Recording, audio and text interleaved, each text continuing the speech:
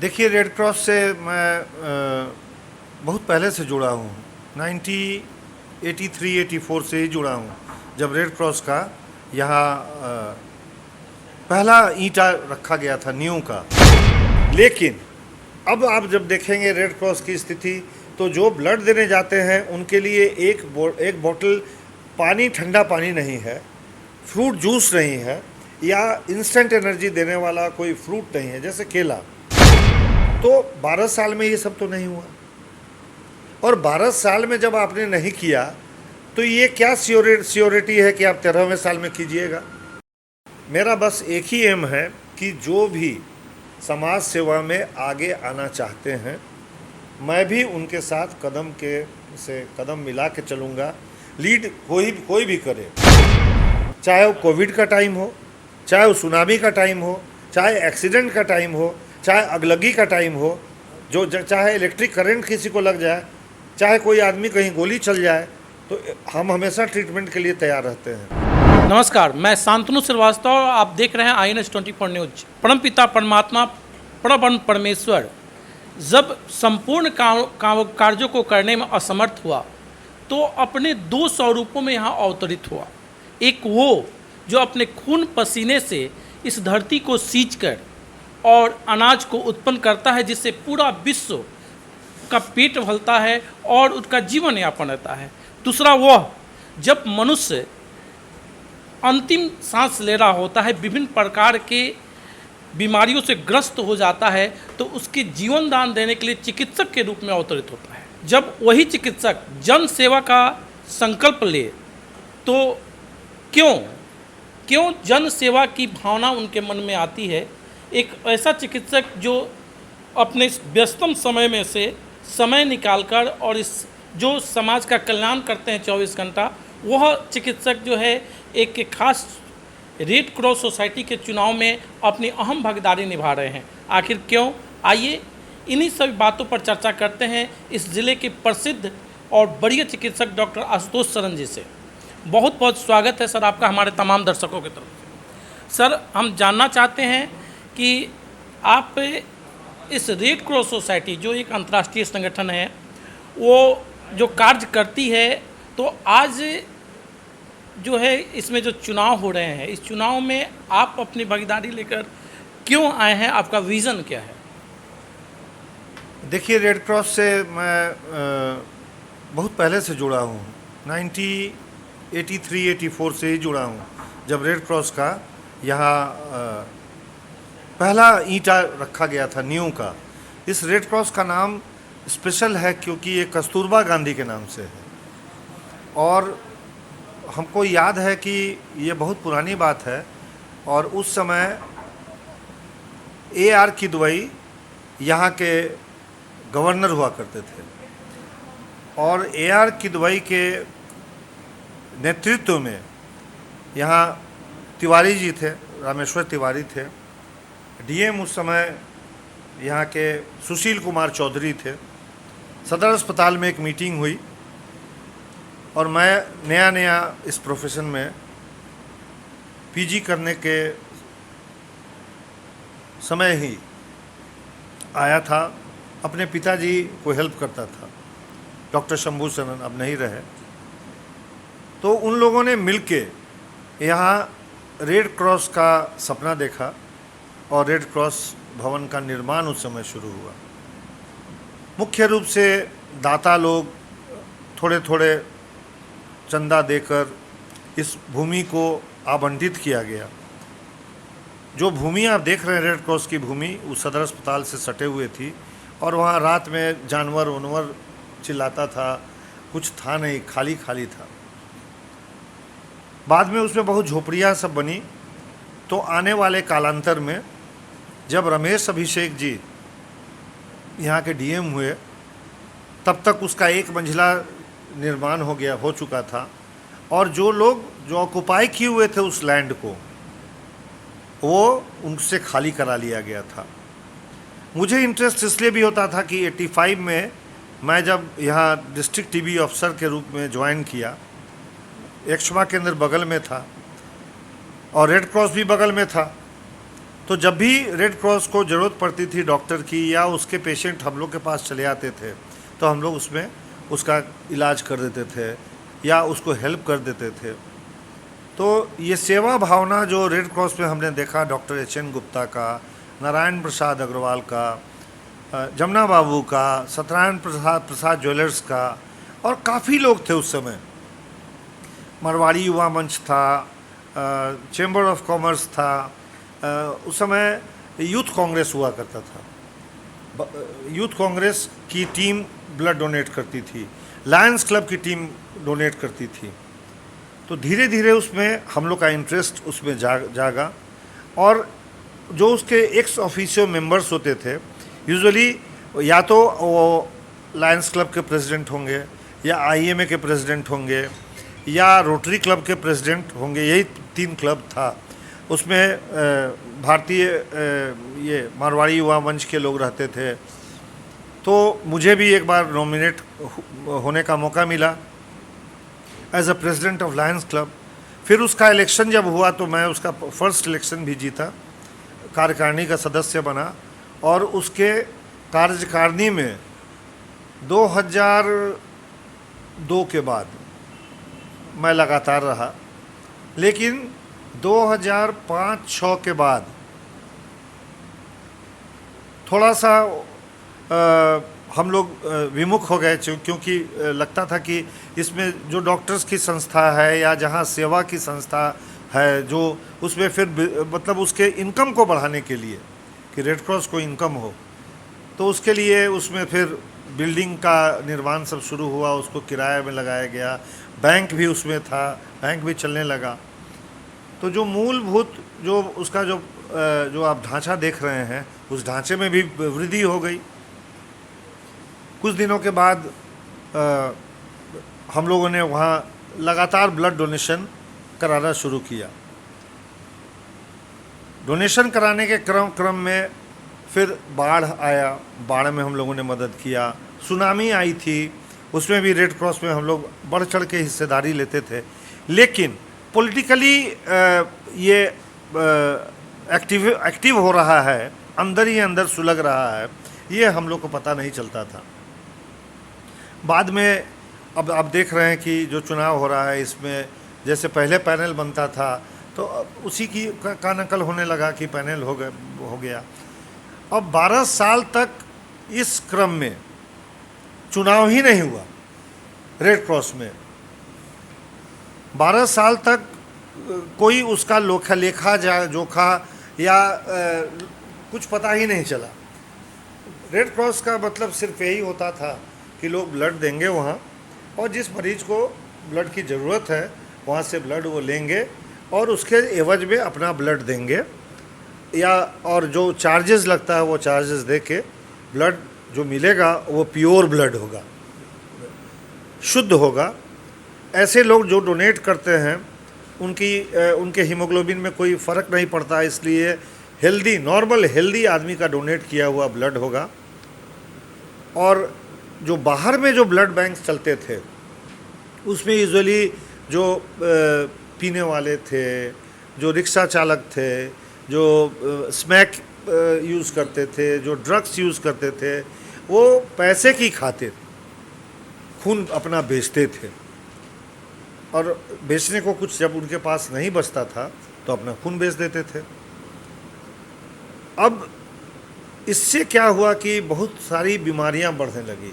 वो infected blood यदि किसी को चढ़ता था तो काफ़ी लोग उससे हेपेटाइटिस बी के से शिकार हो गए, कुछ लोग एड्स के शिकार हो गए, और कुछ लोग बहुत विभिन्न बीमारियों के शिकार हो गए। और जो ब्लड डोनेट करता था उसका हीमोग्लोबिन इतना कम होता था कि पानी चढ़ाइए या खून चढ़ाइए, लगता था कि हम आप रेड कलर का कोई रंग मिला के चढ़ा रहे हैं। इसलिए रेड क्रॉस के ब्लड की एक विशेषता थी, that it was the best blood available for the needy. इस बीच में कुछ लोग बोलते थे कि केवल ऑपरेशन में ब्लड चढ़ता है, ऐसी बात नहीं है। कैंसर के पेशेंट को ब्लड चढ़ता है, कीमोथेरेपी के पेशेंट को ब्लड चढ़ता है, कोई डिलीवरी वाली पेशेंट यदि बहुत ब्लीड कर रही है, उसका जान बचाने के लिए ब्लड चढ़ता है, फिर भी उसको नहीं बचाया जाता है, जिसको पोस्टमार्टम हेमरेज बोलते हैं। अभी आपने देखा होगा कि राजस्थान में एक डॉक्टर अर्चना शर्मा थी जो सुसाइड कर ली, पेशेंट को नहीं बचा सकी, तो बहुत हंगामा हुआ था।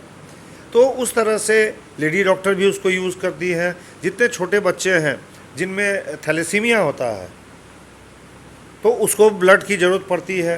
हीमोफीलिक जो पेशेंट हैं उनको फैक्टर 8 या नहीं मिलता है तो फ्रेश ब्लड की ज़रूरत पड़ती है। बूढ़े लोगों को ज़रूरत पड़ती है। जिसको कीमोथेरापी चल रहा है, जिसके बारे में आपको बताया, वो बाहर में अपना कीमोथेरापी लेके आते हैं और जब उनको कन्वालेसेंस के लिए घर भेजा जाता है तो उनको ब्लड की ज़रूरत पड़ती है, तो मोतिहारी में ही खोजते हैं।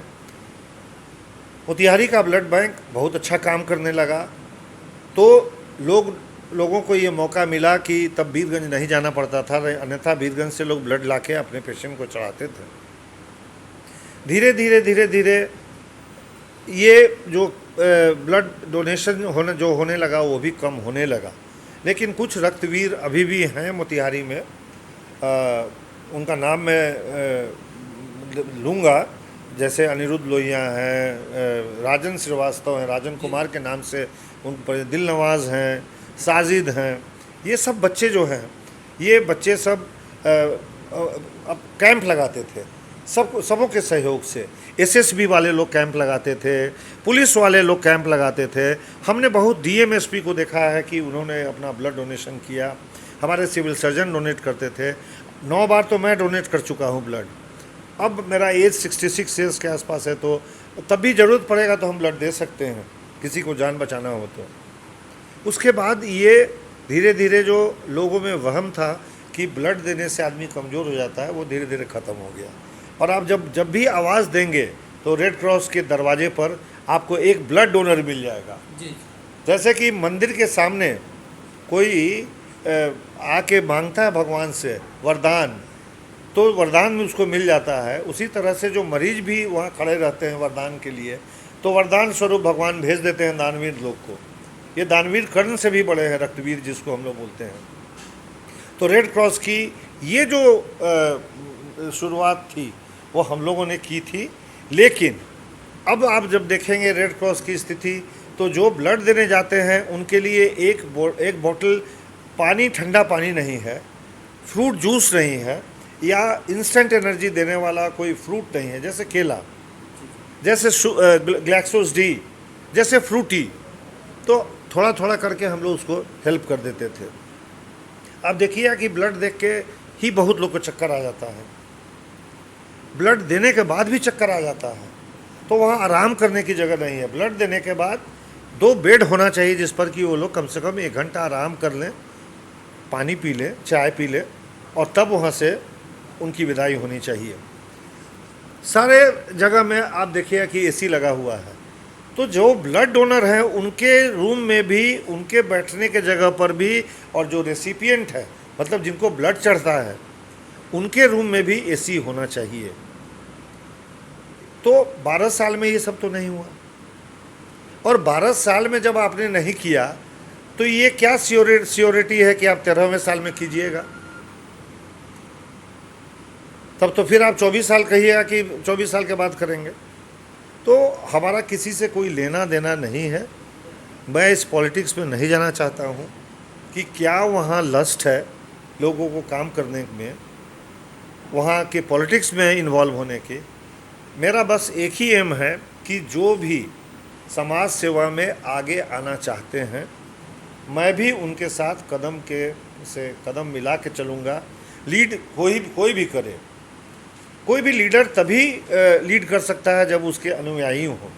मैं तो अनुयायी हूँ एक ऐसे समाज का जो समाज हमेशा खड़ा रहता है, चाहे वो कोविड का टाइम हो, चाहे वो सुनामी का टाइम हो, चाहे एक्सीडेंट का टाइम हो, चाहे अगलगी का टाइम हो, चाहे इलेक्ट्रिक करंट किसी को लग जाए, चाहे कोई आदमी कहीं गोली चल जाए, तो हम हमेशा ट्रीटमेंट के लिए तैयार रहते हैं। कोई पेशेंट का पेट फट जाए, कोई पेशेंट का सर फट जाए, किसी को हेड इंजरी हो जाए, कुछ भी हो जाए, ब्लास्ट इंजरी भी हो जाए, तो हम हमेशा तैयार रहते हैं। और मोतिहारी को मैं अपना इसलिए समझता हूँ कि हमारे फादर की ये कर्म भूमि रही है। और जो कुछ भी मुझे मिला है, जो कुछ भी मैंने पाया है, वो इसी धरती से मैं पाया हूँ।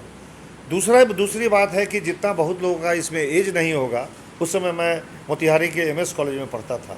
मैं सेंट जेवियर्स कॉलेज रांची में था, 71 से 73 में आईएससी किया हूँ। तो मैं 71 के लास्ट में जब हमको वहाँ बायोलॉजी नहीं मिला तो मैं एमएस कॉलेज में आके एडमिशन लिया था। मुझे आज भी अपना रोल नंबर याद है, 144 मेरा रोल नंबर था और भोला बाबू प्रिंसिपल थे। और उस समय नागमणि जी यहाँ के वीसी थे, आभास चटर्जी रजिस्ट्रार थे। तो मैं पूरे ज़िले में नहीं, पूरे यूनिवर्सिटी में मैं टॉप 5 में था। और हाँ, मुझे याद है कि मेरा रिकॉर्ड केमिस्ट्री का, फिजिक्स का अब तो कोई तोड़ दिया होगा। मैं पहला स्टूडेंट था यहाँ का जब भोजपुरी का क्लास यहाँ शुरू हुआ था। तो मेरा जो राष्ट्रभाषा के साथ साथ जो सब्जेक्ट था वो भोजपुरी था। लेकिन भोजपुरी सम्मेलन होता है तो कोई मुझे याद नहीं करता है। तो मैं यहाँ एमएस कॉलेज में पढ़ा हूँ। तो नेचुरली जब हमारा 73 से और आज तक का, मेरा ननिहाल भी यहाँ है, इसलिए पुराना संबंध है मेरा। भवानीपुर जिलात में मैं रहता था। मुझे लोग बचपन में चंपी बोलते थे, आशु नाम था मेरा, सब लोग आशु बोलता था। और हम वहाँ स्वयंवर पांडे का घर था, उसके बगल वाले घर में रहते थे, राधा पांडे जी के घर में। तो ननिहाल आते थे अपने। ननिहाल में जब आता था आदमी तो बहुत मज़ा आता था। हमारे फादर उस समय लंदन में थे, तो नेचुरली हमको छूट मिली हुई थी पूरे बदमाशी करने की, क्योंकि ब्रेक लगाने वाला तो फादर ही होता है। तो ये चीज़ हमको आज भी प्रेरित करता है हम कि आगे बढ़ के हम काम करें। इसीलिए आप जब देखिएगा कि मोतिहारी में कोई भी इस तरह की ज़रूरत पड़ती है तो मैं सबसे आगे बढ़ के काम करता हूँ। सर, एक और ख़ास बात, जो अभी तो ये चुनाव जो है एक दंगल के रूप में हो गया है। ऐसा तो सोचा भी नहीं गया था, क्योंकि पहले तो चुनाव होते तो पता ही नहीं चलता था। लेकिन इस बार शायद सोशल मीडिया का ज़माना हो, इस कारणवश, या लोगों का मन जो है पॉलिटिक्स में ज़्यादा उछल रहा हो, इस कारणवश। लेकिन ये चुनाव जो है एक पूरे ज़िले में चर्चा का विषय बन चुका है। तो ये चीज़ जानना चाहते हैं, चूँकि 15 सदस्यों की टीम चुन के आनी है, तो ये क्या आवश्यकता पड़ी कि सभी लोग एक एक पैनल बना के आ रहे हैं? और मतलब क्या पैनल बनाने की क्या आवश्यकता पड़ी? पैनल बनाने की आवश्यकता इसलिए पड़ी कि इसके लिए जो जिम्मेवार लोग हैं वो लोग इसको दंगल बना दिए। एग्जैक्टली ये पैनल बनता नहीं। यदि अच्छे संभ्रांत लोग 100 आदमी बैठते और अपना जो कैंडिडेट अपना बनाता देता, उसको बोलते कि भाई हाथ उठा के आप लोग काम कीजिए, 1 साल 2 साल 3 साल जितना दिन का भी जो टाइम होता है, 3 इयर्स का जो भी होता है, आप काम कीजिए। आपका काम अच्छा होगा तो आप कंटिन्यू कीजिएगा, और यदि आपका काम अच्छा नहीं होगा तो हम आपको निकाल के फेंकेंगे। तो या तो पब्लिक का इंटरेस्ट बहुत जागा है, और ये अच्छी बात है, मोतिहारी शहर के लिए अच्छी बात है कि यदि रेड क्रॉस के चुनाव में सहभागिता सबों की यदि हो रही है, तो जितने लोग इसमें सहयोग करेंगे या इसमें भागी होंगे, वो उतना क्लैरिटी रहेगा रेड क्रॉस में। तो जो एक मिथ बना हुआ है वहाँ के बारे में कि ज़रूर कुछ इसमें है, तभी सब लोग 12 साल लगातार काम किए, इलेक्शन नहीं कराए, फिर इलेक्शन लड़ रहे हैं, पैनल के साथ लड़ रहे हैं, तो हमको तो अभी तक समझ में नहीं आया है। हम भी नहीं सोचे थे कि ये इतना घमासान हो जाएगा। लेकिन आपने देखा कि मैं इसमें अपना काम भी कर रहा हूँ। मेरा प्रथम कर्तव्य है डॉक्टरी करना, लेकिन मेहनत जो अपने क्लिनिक में करेगा वही रेड क्रॉस में भी मेहनत कर सकता है, क्योंकि वहाँ भी पेशेंट की बात है, वहाँ भी ब्लड की बात है, वहाँ भी साइंस की बात है, वहाँ भी ब्लड कंपोनेंट्स की बात है। बहुत लोग को कंपोनेंट्स के बारे में पता नहीं है, कहाँ क्या दवा चलानी है ये तो डॉक्टर बताएगा ना, कहाँ क्या दवा खाना है। डॉक्टर तो दवा लिख देता है और दवा खाना में चला जाता है, दवा खाना वाला चूज़ करके वो दवा देता है। पेशेंट जब वो खाता है तो ठीक होता है, नहीं तो वो तो कोई भी दवा उठा के आंख बंद करेगा, इधर से उठाएगा, इधर से उठाएगा, कुछ भी दे देगा। ऐसे खाने से तो आप नहीं ठीक होइएगा। तो जहाँ खून के में आरबीसी की ज़रूरत है वहाँ आप खून में हीमोग्लोबिन दीजिएगा पेशेंट को, जहाँ प्लाज्मा की ज़रूरत है वहाँ प्लाज्मा दीजिएगा, जहाँ पर उस पेशेंट को जो है प्लेटलेट्स की ज़रूरत है उसको प्लेटलेट्स देंगे। अब क्या है कि चंपारण जो है उसके वो एक ऐसी धरती है जिस धरती के लोग आपको नारद मुनि की तरह सब जगह बिखरे हुए हैं। जी जी जी।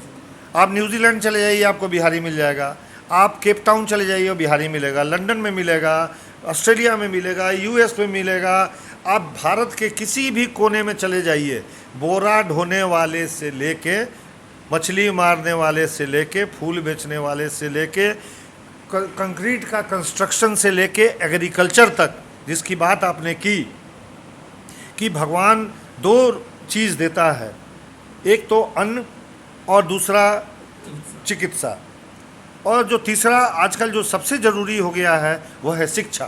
जी सर। तो मोतिहारी के लोग शिक्षित बहुत ज़्यादा हैं, अवेयरनेस बहुत ज़्यादा है। सबके घर का बच्चा या तो बाहर पढ़ता है या यहीं के अच्छे स्कूल में जाता है, कोई स्कूल में एक भी सीट खाली नहीं है, एडमिशन में भीड़ लगी रहती है। आप जहाँ चले जाइए या आईटी के इंडस्ट्री में चले जाइए, सारे बिहारी आपको भरे हुए मिलेंगे, यूजुअली यहाँ के और झारखंड के। आप खेती में चले जाइए, पंजाब में भरे हुए आपको मिलेंगे। आप चले जाइए अहमदाबाद, भरे हुए मिलेंगे। आप हैदराबाद चले जाइए, वहाँ भरे हुए लोग मिलेंगे आपको, बिहारी काम करने वाले। आप यदि चले जाइएगा गुड़गांव में, तो जिस बिल्डिंग में काम हो रहा है वहाँ देखिएगा कि बिहारी खट रहा है। हम अभी यूपी गए थे, लखनऊ में एक सिटी में जो नया बिल्डिंग सब खड़ा हो रहा है, अपने मोतिहारी का लड़का ठेकेदारी कर रहा है और 6 महीने के अंदर घर बना के लोग को दे रहा है। उसका नाम पंकज तिवारी है। तो चंपारण के लोग हर जगह में हैं, इसलिए वो compete कर रहे हैं वहाँ के लोगों से, तो उस कंपटीशन का आपको इफेक्ट यहाँ दिख रहा है।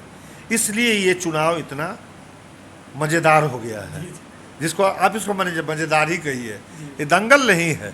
क्योंकि जितने भी बच्चे आप देख रहे हैं जो लड़ रहे हैं या जो बुज़ुर्ग हैं सो वो यहीं के रहने वाले हैं, फिर एक ही साथ खाएंगे, एक ही घर में रहेंगे, एक ही तरह से लोगों को स्मशान पहुंचाएंगे, श्राद्ध में विवाह में मिलते रहेंगे। लेकिन ये चुनाव कभी आदमी नहीं सोचा था कि रेड क्रॉस का चुनाव, जिसमें केवल सेवा भावना है, उसमें कहीं एक दूसरे के मन में कुछ ठेस लग जाए, किसी के बात से ऑफेंस से आदमी को दिक्कत हो जाए, तो थोड़ा बहुत ये देखने को मिलता है। लेकिन अभी भी ये चुनाव पवित्र चुनाव है और ये एक अच्छी शुरुआत है, क्योंकि इसके बाद जब मेयर का चुनाव होगा और उसमें जब महारथी लोग जब लड़ेंगे तो सब लोग सवाल भी पूछेंगे, सोशल मीडिया भी काम आएगा, आपका प्रिंट मीडिया भी काम आएगा, आपका जो इलेक्ट्रॉनिक मीडिया है वो भी काम आएगा। और हमको लगता है कि हिंदुस्तान खास करके बहुत अवेयर है, बहुत अवेयर है, अवेयरनेस बहुत है यहाँ के लोगों को। सब लोग क्रिकेट के बारे में जानते हैं, सब लोग फुटबॉल के बारे में जानते हैं, सब लोग ओलंपिक के बारे में जानते हैं, सब लोग इलेक्शंस के बारे में जानते हैं। और लगातार जो इलेक्शन जो होता आ रहा है ना, इसलिए भी इलेक्शन ये मज़ेदार हो गया। अभी हाल ही में एमएलसी का इलेक्शन हुआ था, उसके पहले यूपी का इलेक्शन हुआ था, आने वाला समय में राज्यसभा का इलेक्शन होगा, राष्ट्रपति का इलेक्शन होगा। लोग सोचते हैं कि उसी तरह का ये भी रेड क्रॉस का भी इलेक्शन है। एक बात ज़रूर है कि जो मेंबर इसमें हैं, पुराने मेंबर्स, उसमें जो शुरू में बने थे 300-400-500 जो बने थे, सब डॉक्टर थे, पढ़े लिखे लोग थे, या यहाँ के युवा थे जो इंजीनियर थे, प्रोफेसर थे, समाज सेवी थे, वो लोग में बने थे।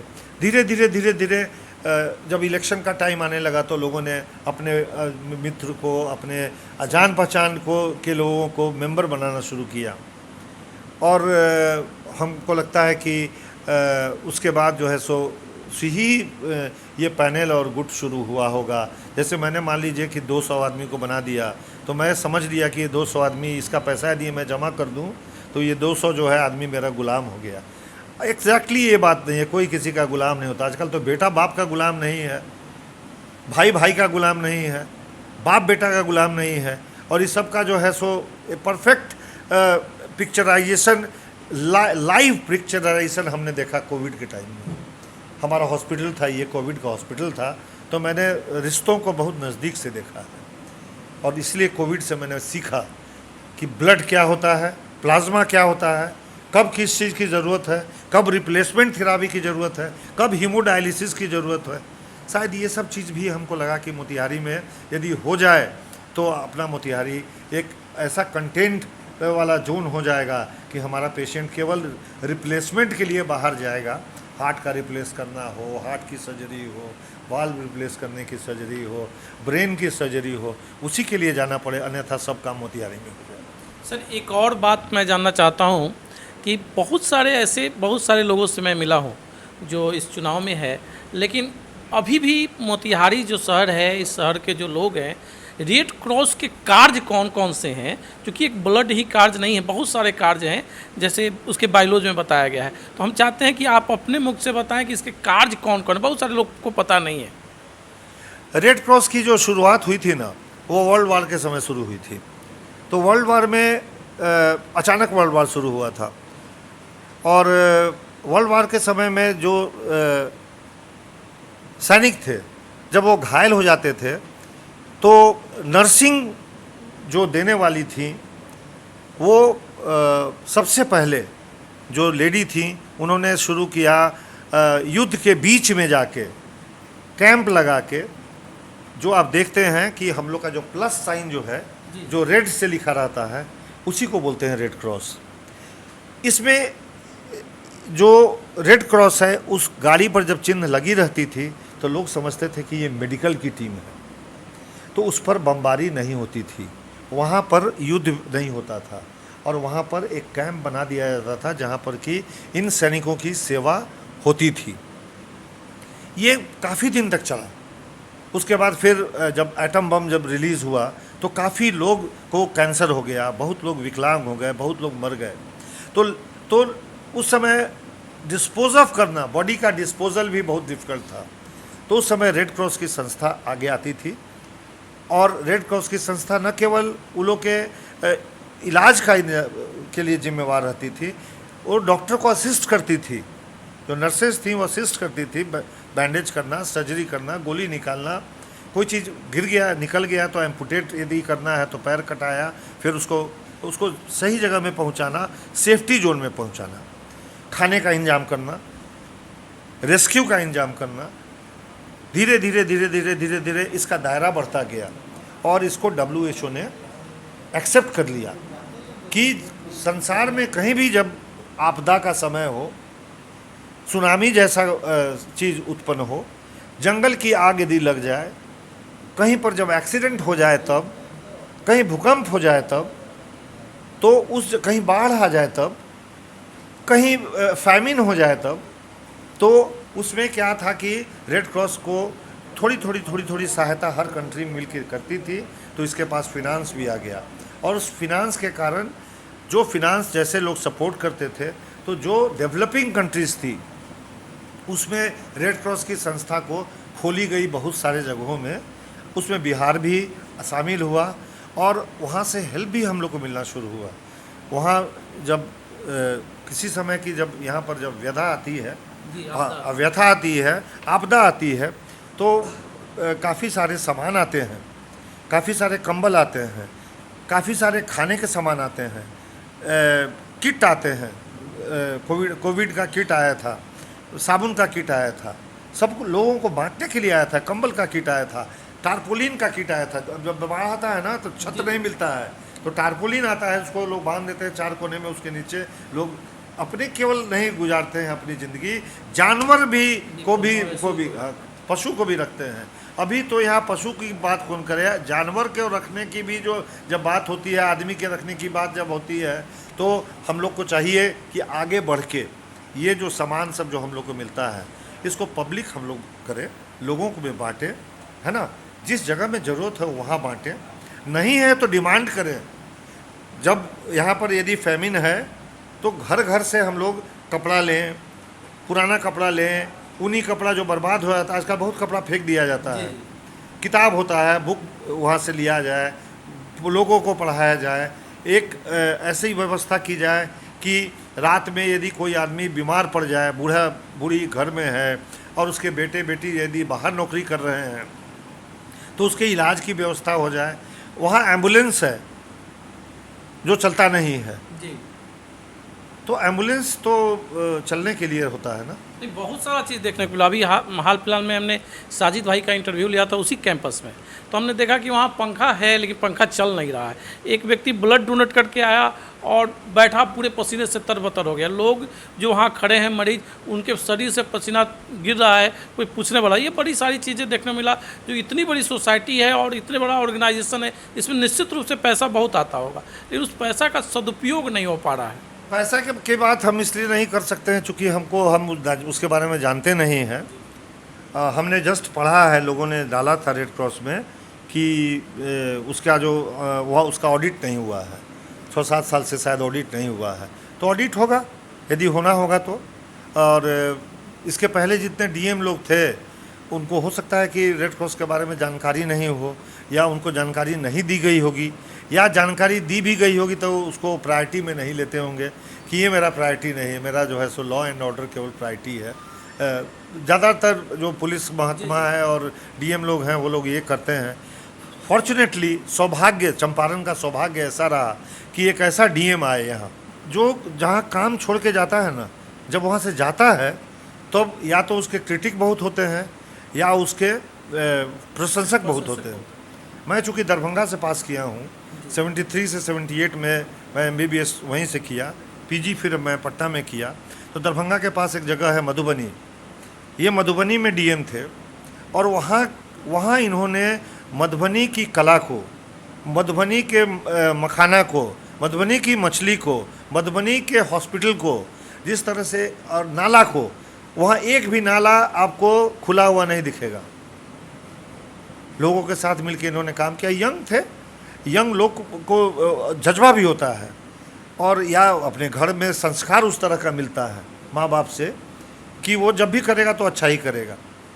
तो उन्होंने मोतिहारी के लिए भी ये काम शुरू किया। फिर उन्होंने एक कमेटी बनाई, रेड क्रॉस की कमेटी को, और उस कमेटी में उन्होंने विदाउट एनी पार्शियलिटी,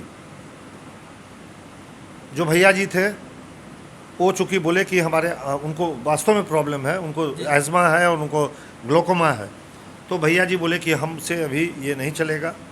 तो जब हुआ कि जब प्रेसिडेंट ही नहीं है हमारे रेड क्रॉस के, या चेयरमैन जिसको बोलते हैं वो नहीं है, तो कमेटी को उन्होंने भंग कर दी और एक कमेटी बनाई, उन्होंने एडहॉक कमेटी बनाई।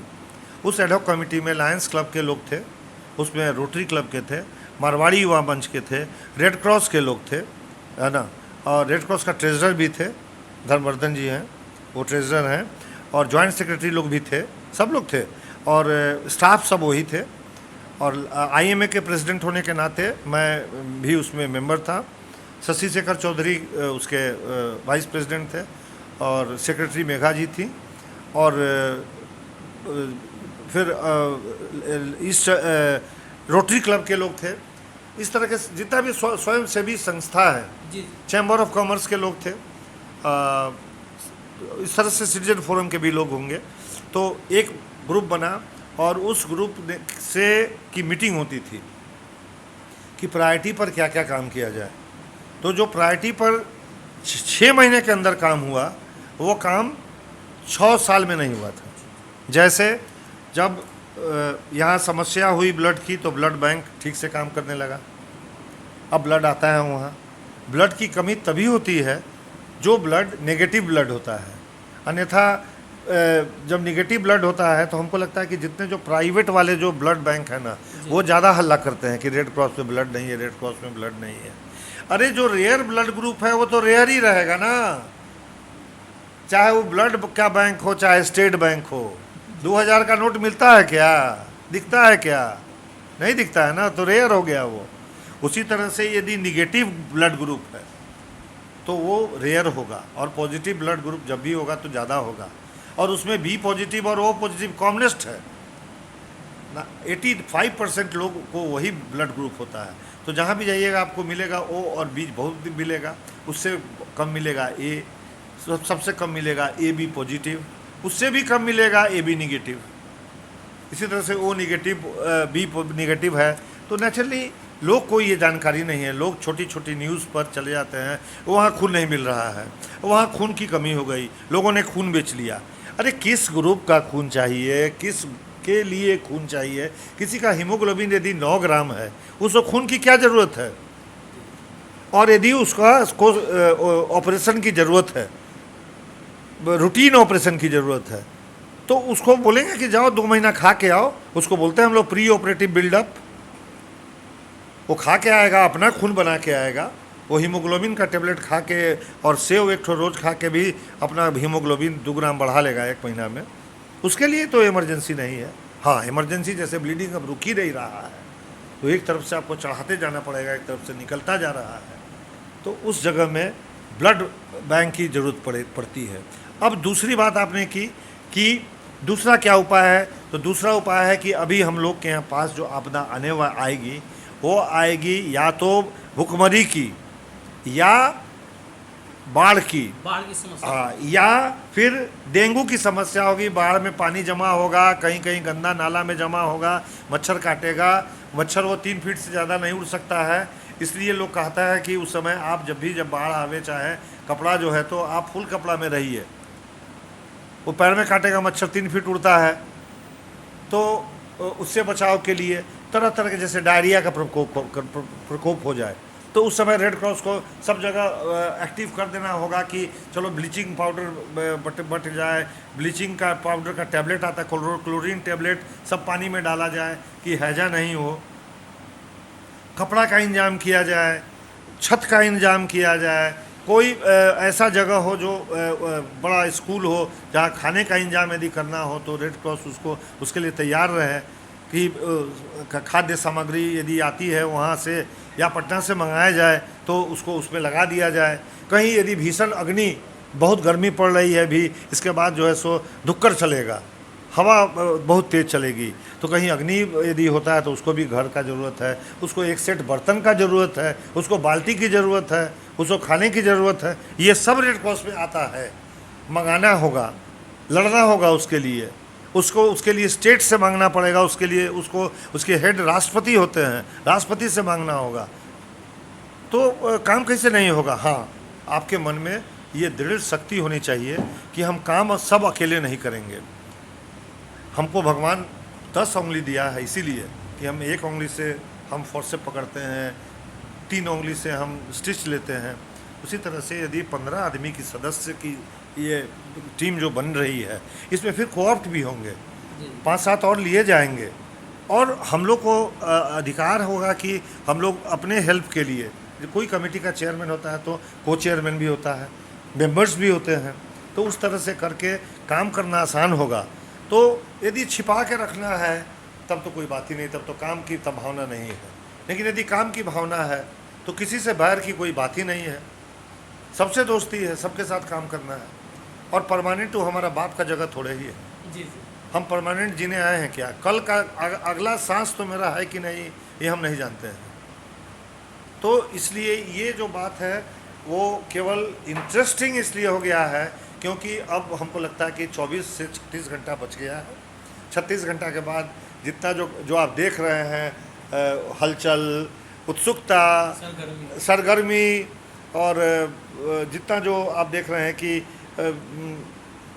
मीडिया, सोशल मीडिया और टेम्परामेंट की लड़ाई, ये सब फ्रेंडली हो जाएगा। उसके बाद सब कुछ ख़त्म होगा। जो अच्छे हैं जो चुन के आएंगे, सब लोग एक साथ कदम में कदम मिला के जब काम करेंगे और जब बताएंगे कि नहीं ये काम ही हो रहा है यहाँ, तो ये जो लगता है ना कि आखिर क्या बात है कि इसमें इतना लोग अपना चोंच जो है घुसा रहा है, तो ज़रूर वहाँ दाना होगा जिसको चुनना होगा। तो हम लोग का पेट भरा हुआ है, हम लोग को ज़रूरत नहीं है ये सब। अपना मेहनत से भगवान दिया है, 2 हाथ है, 2 बच्चे हैं, सारे सेटल्ड हैं, अच्छे माँ बाप से हम के पैदाइश हैं। हम जितना बन पड़ेगा अपने शहर के लिए करेंगे, अपने ज़िला के लिए करेंगे, अपने स्टेट के लिए करेंगे। और बाकी जो गंदगी है वो हमारा काम नहीं है। उसके लिए पार्टी सब बनी हुई है, डिफरेंट पॉलिटिकल पार्टीज़ है, डिफरेंट पॉलिटिकल पार्टीज़ के व्यूज़ हैं। हाँ, वो लोग की वो सांप सीढ़ी का खेल खेलते हैं, अंत में कोई बहुत नीचे चला जाता है, 10 साल के बाद आप देखिएगा कि फिर वो भर के चला आता है। तो उतना तो हम लोग की ज़िंदगी भी नहीं है। और हमको लगता है कि डॉक्टरी पेशा से अच्छा रिटायर्ड आदमी के लिए, मेरे ऐसे आदमी के लिए शायद नहीं है। क्योंकि जब तक दिमाग चल रहा है, जब तक भगवान दोनों हाथ दिया है, सांसें दी हैं, तब तक इतना खाना भी देगा कि हम खा सकें, अपने से जी सकें। अब आदत है कि यदि हमको आदत हो जाएगी मुर्गा खाने की, तो कोई ना कोई तो मुर्गा का टांग छीन ही लेगा। लेकिन हम ये सोचेंगे कि हम आज खिचड़ी खा लेते हैं और बाकी लोग को भी चावल दाल मिल जाए, बाकी लोग को भी एक टाइम का चूड़ा दही मिल जाए, एक टाइम का रोटी सब्जी मिल जाए, तो हमको लगेगा कि नहीं, मेरा वो खिचड़ी जो है सो हमारे लिए वो वास्तव में जो है जगन्नाथ मंदिर का प्रसाद की तरह है। जैसे माता का प्रसाद में आप देखते हैं भोग लगता है ना, बंगाली लोग करते हैं, उसमें खिचड़ी बनती है, उसमें जितना स्वाद होता है, या शनिवार को जब आपके घर में खिचड़ी बनती है आप खाते हैं, उतना जो स्वाद होता है वो बाकी सब चीज़ में नहीं मिलता है। तो इसी रसास्वादन का, इसी भगवान की भक्ति का, प्रसाद का हमको लगता है कि 12 तारीख के बाद लोग को इंतज़ार होगा और सबकी इच्छा भगवान पूर्ति करें, ऊपर वाला पूर्ति करे, मिलजुल के हम लोग रहें, एकदम वैमनस्य से नहीं। और आप देख रहे हैं कि हम लोगों ने जो पैनल बनाया है उसमें हम लोगों ने सभी कास्ट के लोगों को रखा है, सभी क्रीड के लोगों को रखा है, रिलीजियस लोगों को रखा है। सिर्फ इसलिए कि शायद इन सब के भाग्य को यदि जोड़ दिया जाए तो एक बड़ा भाग्य बन जाएगा। शायद रेड क्रॉस का यदि किस्मत अच्छा होगा तो सबों का जो फेट लाइन है यदि एक साथ मिल जाए तो जो हमें किसी खाने में जो कमी होगी वो दूसरे के खाने से आ जाएगा। जो लाइन हमारे हस्तरेखा में नहीं होगी वो साजिद के हाथ से चलाएगा, जो मेरे हाथ में नहीं होगा वो अंगद जी के हाथ से चलाएगा। इस तरह से हम लोगों ने महिला को भी रखा है अपने साथ।